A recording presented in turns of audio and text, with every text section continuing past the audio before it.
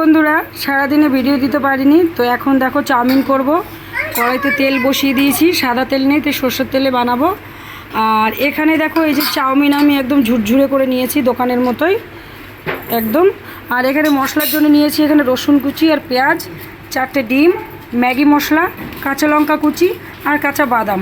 তোমরা দেখতে থাকো। দেখো বন্ধুরা, কাঁচা বাদাম আমি এই যে কড়াইতে দিয়ে দিয়েছি, এখন তেলে সুন্দর লাল লাল করে ভেজে নেব।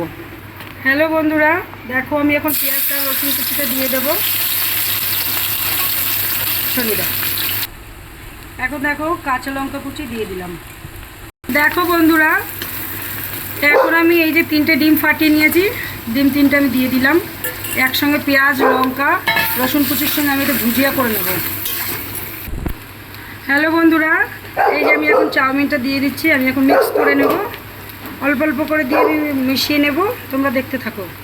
হ্যালো বন্ধুরা, দেখো এই যে আমাদের চাউমিন একদম ফাইনাল লুক তৈরি হয়ে গেছে। এখন আমরা প্লেটে সার্ভ করে নিয়েছি, এখন আমরা খেতে যাব।